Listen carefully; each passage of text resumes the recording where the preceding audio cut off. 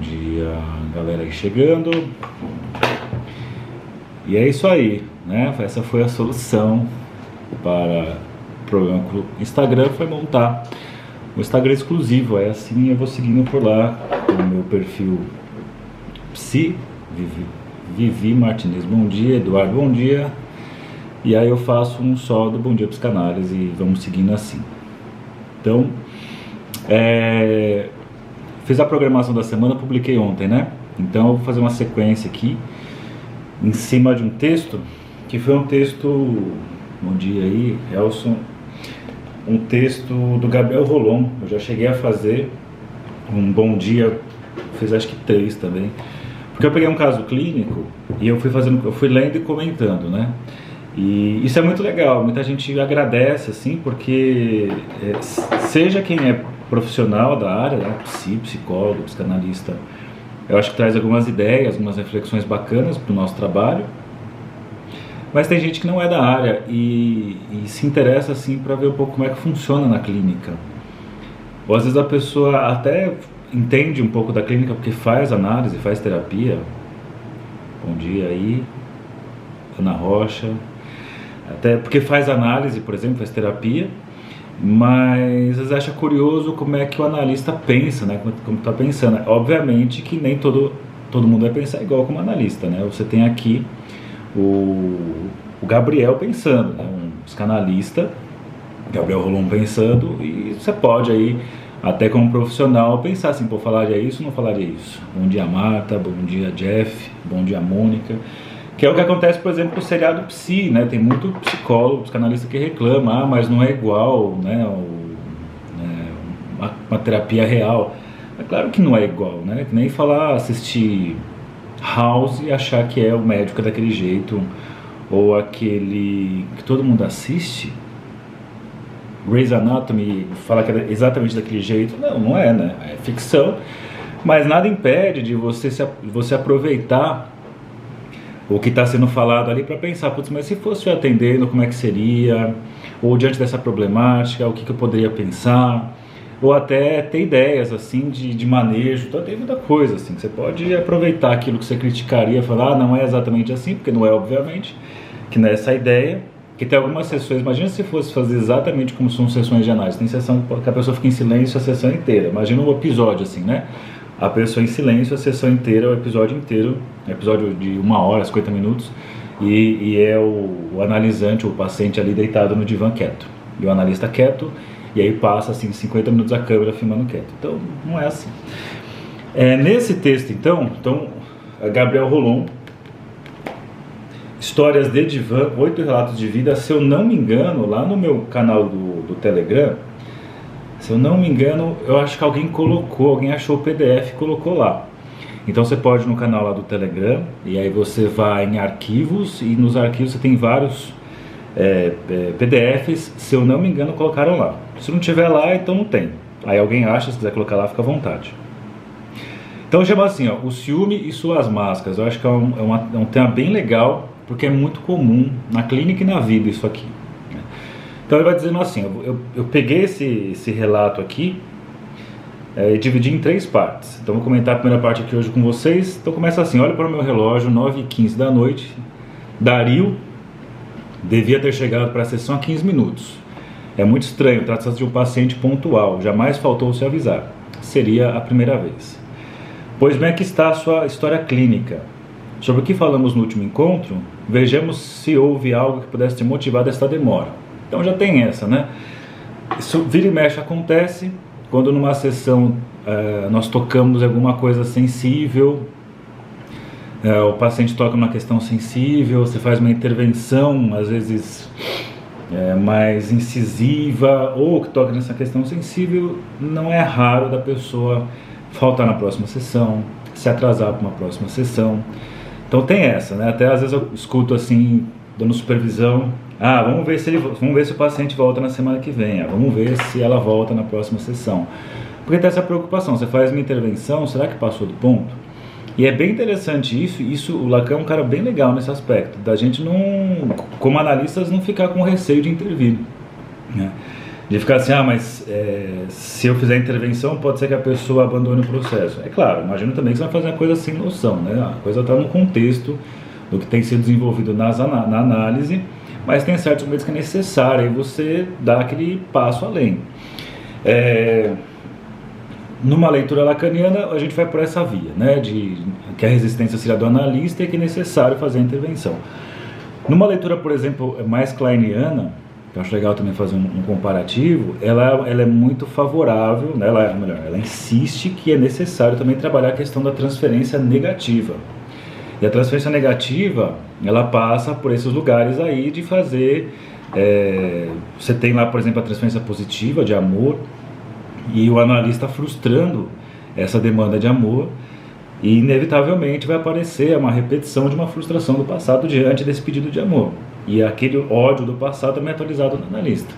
E muitas vezes analistas, psicólogos, têm medo desse lado, receio desse lado hostil do paciente, porque isso levaria, por exemplo, a situações constrangedoras ou até abandono do processo ou falta, e a gente precisa trabalhar com isso, né? E aí, por exemplo, eu indico o David Malan, que eu já comentei aqui eu não sei se foi Bom Dia ou se foi uma época eu estava fazendo uma série chamada Ideias Clínicas, né? Que no fim, Bom Dia é Ideias Clínicas, né? E que tem lá sobre um pouco da teoria dele, assim, da clínica dele, é bem legal de se pensar. Então ele está trazendo isso, e aí finalmente toca o interfone, e é o Dario, e é Dario mesmo por causa do acento, tá? Eu sei que tem pessoas que chamam Dario, outros chamam Dario, vai depender do acento, que tem o acento para ser Dario. E aí ele chega, e ele entra, e aí o Gabriel diz o seguinte, pensa, né, para nós aqui no livro: está abalado e nervoso, vamos até meu consultório, fecha a porta, ele deixa a sua pasta apoiada na parede e se joga no divã. Eu me sento em minha poltrona e espero que fale. Passam-se alguns minutos. Muito legal isso aqui também, né? Uma pergunta que muitas vezes aparece assim, o pessoal que está se formando, o pessoal que começa a atender, faz supervisão, ou naquele meu curso Manual de Psicoterapia, sempre tem essa pergunta: o que nós falamos no começo da sessão? Eu sempre insisto, não fale nada. Deixa a pessoa começar a falar. Deixa ela escolher por onde vai falar. Mas a pessoa às vezes fica em silêncio. Sim, dá a chance dela. Experimentar essa possibilidade de ficar em silêncio e fazer uma decisão de por onde começar. Às vezes acontece um problema muito comum de perguntar assim, como foi a semana? E aí a pessoa conta da semana, isso acontece na outra semana, isso acontece na outra semana, e aí cria-se o hábito do paciente falar sobre a semana. E aí chega no supervisão e fala assim: Saulo, tá difícil os atendimentos porque o paciente só fala da semana. E aí você pergunta: e como é que você inicia a sessão? Eu sempre pergunto como é que foi a semana. Você pergunta como é que foi a semana, você vai escutar sobre como foi a semana. Então evitar isso, deixar com que a pessoa se decida por onde vai começar, por onde ela vai começar a falar. Enfim, depois de alguns minutos, olha só, alguns minutos, não precisa se desesperar com isso, o paciente vai dizer: chegamos ao fundo, Gabriel. E aí é muito legal, né? Por mais que o Gabriel tenha a ideia do que seria esse fundo, ele não vai já emendar assim: sim, imagino. Não, ele fala o que é o óbvio: não sei o que você está se referindo, eu não sei o que você está falando. Hoje cheguei tarde porque fiquei fazendo uma coisa. O que você ficou fazendo? Sabe esse negócio que andamos falando dos meus diferentes disfarces, meus personagens? Aí o Gabriel: sim. Aí o paciente: bem, apareceu um novo, mas esse não gosto nem um pouquinho, não posso justificar de nenhum ponto de vista. E aí o Gabriel, o analista, pergunta: e de que se disfarçou dessa vez? Aí ele respira fundo e suspira: de detetive particular. E aí o Gabriel pensa aqui conosco, né? Ele pensa aqui no livro, trazendo para o leitor: detetive particular. Isso significa que andou fuçando na privacidade de outro, talvez espiando uma agenda, um correio eletrônico, ou observando escondido atrás de uma árvore. O que será que fez? Só tem uma maneira de saber. E aí, o que o analista diz: bom, eu estou ouvindo, pode dizer. Dario começou a fazer terapia comigo há 2 anos. Foi encaminhado por Andrés, outro paciente que era amigo dele. Eu conhecia de ouvir Andrés falar. E ele o descrevia, o paciente em questão aqui, o Dario, como um vencedor, um sujeito sedutor, ousado, era a palavra que esse amigo dele usava. Alguém que se transformava imediatamente no centro das atenções, em qualquer lugar, em qualquer circunstância. Um professor com uma altíssima capacidade que conseguia chegar aos alunos com uma facilidade invejável. E aí um dia, esse Andrés, né, chega e diz assim: meu aluno Dario me pediu seu telefone, posso dar? Que isso acontece muitas vezes, está atendendo uma pessoa, ela pede, não, um amigo, a amiga pede indicação, e aí você a pessoa passa o contato, e o seu contato para esse amigo ou amiga, e entra em contato com você. Mas cuidado, que tem uma situação que às vezes acontece. Isso aconteceu algumas vezes e já deu para prever algumas vezes isso acontecendo em supervisão. A pessoa vem, vem para as entrevistas, começa a terapia, aí tem aquela empolgação inicial, nossa, que legal, estou adorando fazer, blá, blá, blá, blá, daquela super inflacionada. Aí ela começa a falar da análise para as amigas e amigos, e aí esses amigos e amigos começam a ficar interessados em fazer análise com você. Essa pessoa pede para passar contato, passa contato com um monte de gente, aí você começa a atender mais uns, não amigos próximos, mas alguns colegas que ela passou indicação. E aí quando você está atendendo esses vários colegas, essa pessoa inicial inventa alguma coisa, tipo, não vai dar para continuar, não sei o que, e sai da análise. É meio que, eu enxergo assim, a pessoa vai, ela inflaciona, não sustenta, mas não vai sair sem deixar substitutos. Deixa lá várias pessoas, novos pacientes para você de presente e depois ela sai. Fiquem atentos, quem é clínico, obviamente, que isso acontece isso acontece. Não vou falar que é frequentemente, mas isso acontece, porque tanto comigo já aconteceu, quanto com pessoas que eu dei supervisão ao longo da vida. Então, e aí o cara diz assim, na verdade eu não imagino por que o Dario quer um psicólogo, se tudo dá certo para ele. Às vezes é estranho ver como as pessoas se confundem e geram uma imagem de alguém que tão pouco tem a ver com a realidade. E é interessante aqui, falar disso daqui, do como essa distorção de realidade, né? Tanto esse amigo dele tem uma distorção de realidade, quanto daqui a pouco o Dario, na própria análise dele, vai mostrar a sua deformação da realidade. Então o que rola? Ele vai falar, é um cara muito engraçado, jovem, simpático, sedutor, inteligente, começou a fazer análise, tinha 30 anos, o cara é professor de música, formado pelo Conservatório Nacional, trabalhava numa escola de ensino médio, em que o Andrés, o amigo, dava aula de matemática. E aí diz, como costumo fazer nas primeiras entrevistas, indaguei um pouco sobre sua história e perguntei por sua família de origem. Olha que legal aqui, entrevistas iniciais, ainda não é a análise, entrevistas iniciais, você faz uma escuta, mas as intervenções têm um pouco de pé no freio ainda. E olha que legal que já tem uma entrevista inicial, olha só. O Dario contou nas entrevistas, meus pais sempre tiveram o melhor relacionamento do mundo, disse ele. Para mim, isso de que a culpa é dos pais não se aplica nem um pouco. Devo ser a exceção que confirma a regra. Meus pais têm um casamento lindo. Sempre foram muito companheiros, jamais os vi brigar. Claro que tiveram algumas discussões bobas por coisas sem muita importância, mas nada grave. E aí vem um momento, e eu sempre sonhei em ter um dia uma companheira como a de meu pai. Aí ele para assim e escuta o que ele falou, né? Ter uma companheira como a de meu pai. Depois ele, não, bem, como um para o outro, quero dizer. Aí o Gabriel pensou, o analista. Queria dizer, mas não disse. Porque teve aí um ato falho, um lapso, melhor dizendo. Ele queria dizer, mas não disse. Isso é bem interessante, quando a gente está na clínica, né, psicanalítica, e aponta esses tropeços de linguagem, às vezes você escuta do paciente, assim, não, mas eu não quis dizer isso. Sim, não quis, mas disse. Né? Eu queria dizer tal coisa. Sim, você queria, mas não disse. Então, isso eu quis, mas não fiz. Não quis, mas fiz. Aponta aí, né, a comunicação do inconsciente, manifestação do inconsciente, e vale a sublinhada, vale apontar isso. Porém, ele vai dizer assim, se não houvesse sido uma entrevista preliminar, eu teria apontado o lapso e trabalhado o tema. Mas como uma entrevista preliminar, você segura, pisa no freio, né? Mas tinha de resistir à tentação. A terapia ainda não havia começado, por isso que terapia, né, a análise, você tem as entrevistas e não é a mesma coisa, né, a sua liberdade de ação como analista, o que acontece nas entrevistas e depois no processo. Também não é uma coisa assim completamente diferente, né? É que você evita certas intervenções mais profundas que você não sabe se a pessoa vai ficar na análise.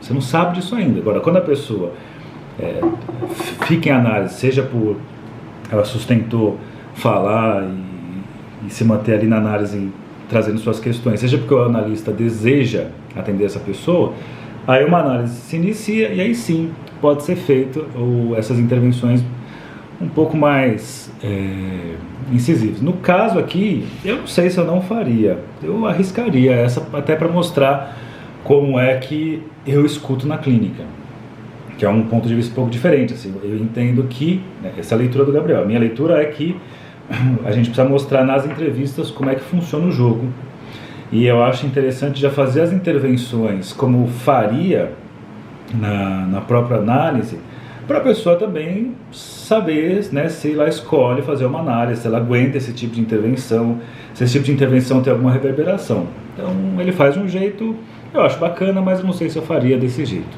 Fica aí a questão para vocês. Então, qual foi o motivo da consulta? Aí ele fala, relação com Silvina, sua namorada, uma moça que nessa época tinha 26, ele com 30, ela com 26, e é professor de educação física no mesmo colégio do Dario. É linda, tem um corpão. Ele falando pro Gabriel, se você a vir, morre aí mesmo onde está sentada.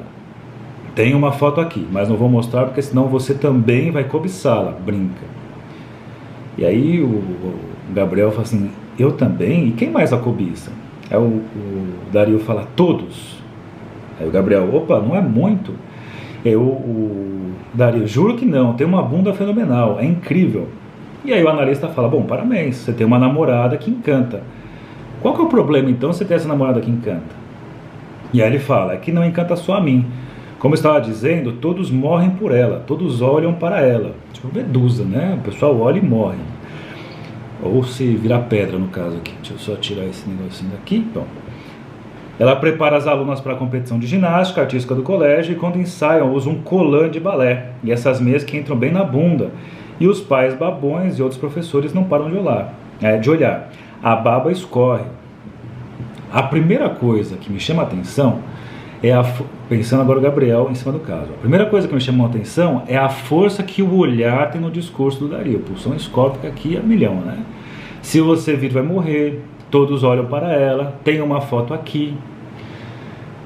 E aí, aí o Gabriel pensa que só ele olha, sendo de alguma maneira dono do que eu posso ou não olhar. Então é interessante isso, eu tenho uma foto aqui, eu posso te mostrar, mas se eu te mostrar você vai se apaixonar, então eu não vou mostrar. Então ele fala, o Dario tenta ser o dono da forma com que olham para ela.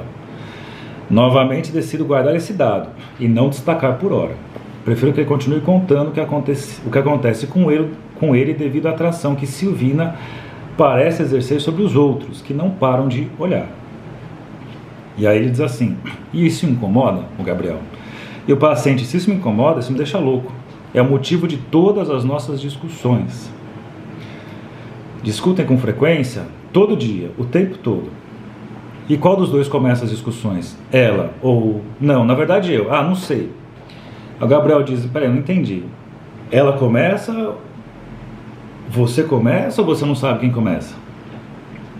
Aí ele diz assim, ela começa quando decide usar essas calças que marcam tudo, ou umas mini saias que já são uma provocação. Então essa namorada cobiçada, supostamente a mulher mais gostosa do mundo, que leva os homens a morrer quando olham, né? Ela começa a provocar de acordo com o namorado aí, quando ela coloca uma calça justa, quando ela usa uma mini saia. E aí o Gabriel, que é o analista, pergunta, espera um pouquinho, você está me dizendo que acha que cada vez que ela se veste está começando uma discussão? E aí o paciente ri e diz assim, parece meio idiota, né?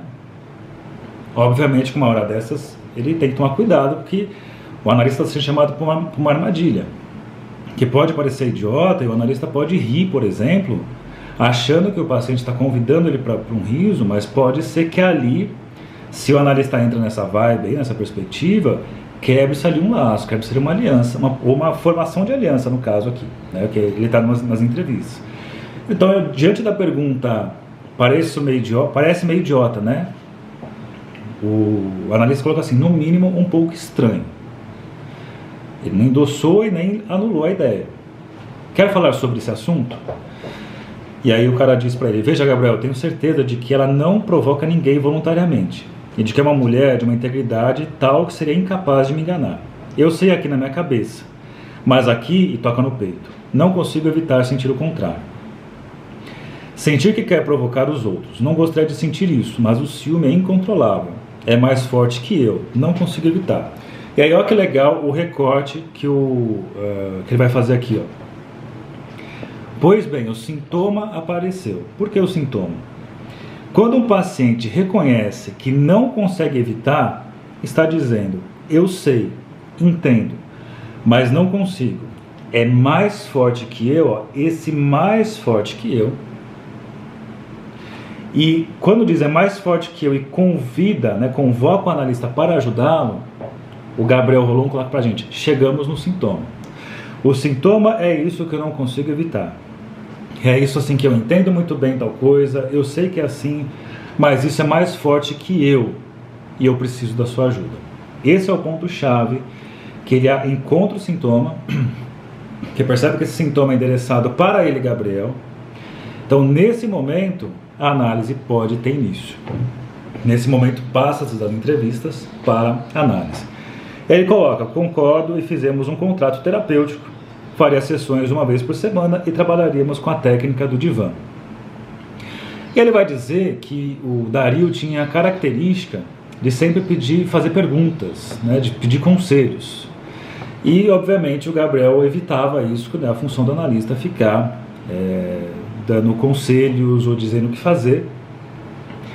E aí trouxe um ponto aqui interessante, ó, trabalhamos muito o assunto dos ciúmes e a relação com a sua autoestima. E olha que legal isso aqui, ó. Expliquei para ele, o Gabriel, que os ciúmes se enquadram no âmbito de uma relação triangular. Que nessa problemática há 3 elementos em jogo: ele, sua amada e o outro.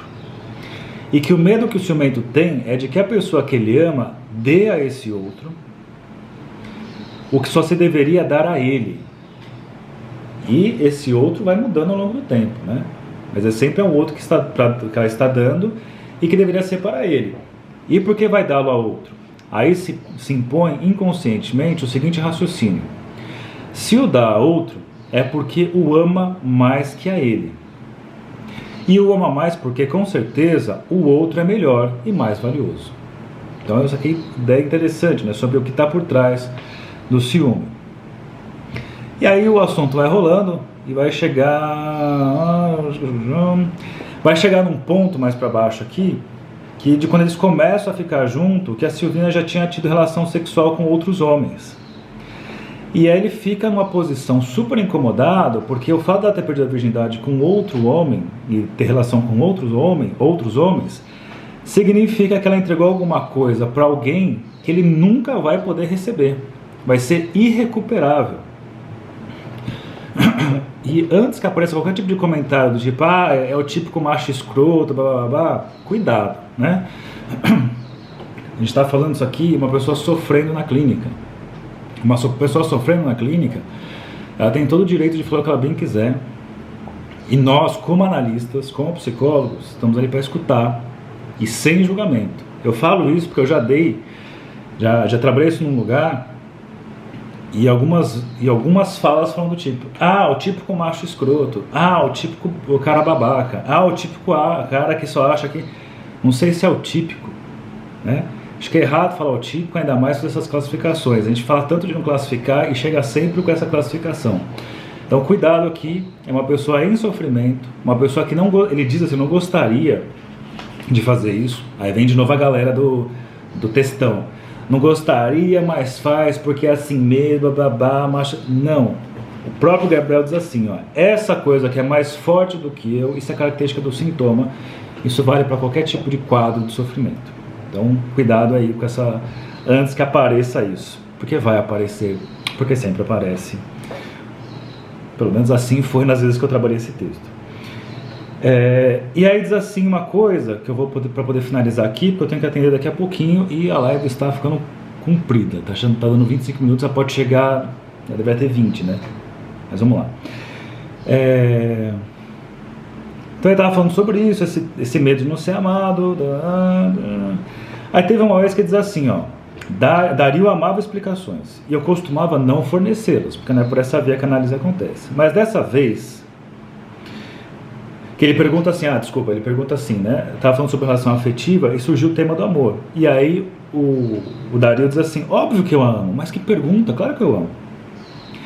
E o Gabriel disse assim, não me parece tão óbvio, o amor é algo muito mais complexo do que pensa. E aí ele diz assim, então me explique. Ele fala, bom, como ele é professor, ele adora explicação. Como ele adora explicação, eu não costumava dar, mas nesse caso eu dei. E ele trouxe uma ideia, quase um momento psicoeducacional aqui, ele diz assim, podemos dizer, embora sou esquemático, que há 3 momentos no desenvolvimento de um amor maduro. Esse é o raciocínio do Gabriel, o analista. Paixão, desilusão e aceitação da realidade. Veja aí se vocês concordam com a sequência que o Gabriel propõe sobre o amor maduro. No primeiro momento, o amado é alguém maravilhoso, não tem defeitos, ninguém é melhor que ele, está terrivelmente idealizado, quase endeusado. É a fase da paixão, né? O amado fica engrandecido e em troca a pessoa vai diminuindo a ponto de não poder entender como alguém tão perfeito pode ter reparado nela. É fato, né? Atribui-se tanta qualidade para o outro, que é o seu amado, que você ainda pensa assim, cara, como é que essa pessoa pode gostar de mim? Que sou essa pessoa tão pouco perto dela, perto dele. Primeiro momento da paixão. Aí vem o segundo momento da desilusão. No segundo momento começamos a perceber algumas imperfeições na pessoa amada. Vemos que em determinadas situações seu caráter não é melhor, que algumas coisas se enganam e esses traços que já existiam, mas que a paixão nos impedia de perceber, geram dor e desilusão. E assim, como no primeiro momento já queríamos nos casar e ficar juntos por toda a vida, nesse segundo momento é provável que queiramos que ela vá embora para sempre. Então, primeiro momento, paixão. Segundo momento, desilusão. E aí, então, ele fala do terceiro momento. E diz assim, o amor seria um terceiro momento no qual vemos o outro como o outro é. Nem tão idealizado, nem tão degradado. Não é nem Deus, nem o diabo. Desfrutamos de suas virtudes e aceitamos suas faltas.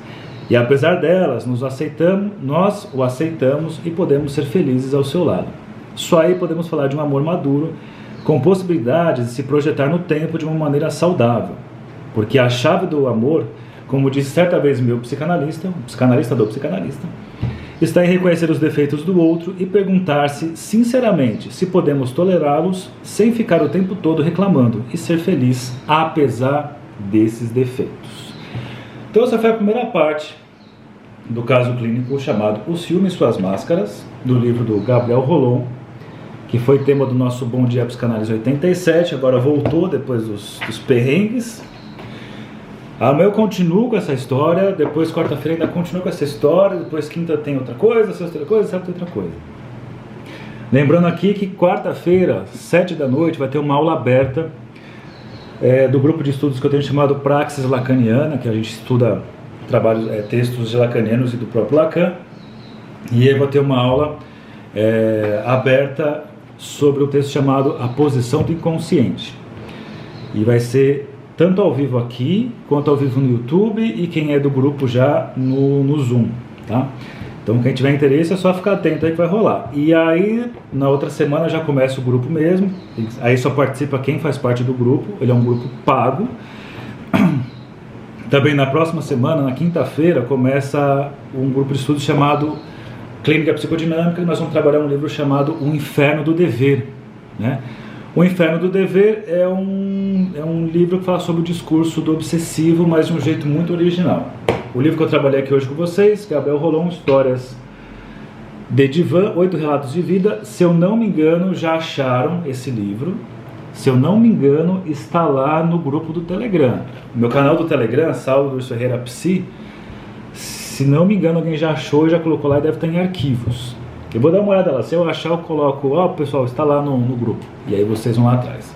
Então é isso aí, bom dia psicanálise, obrigado pela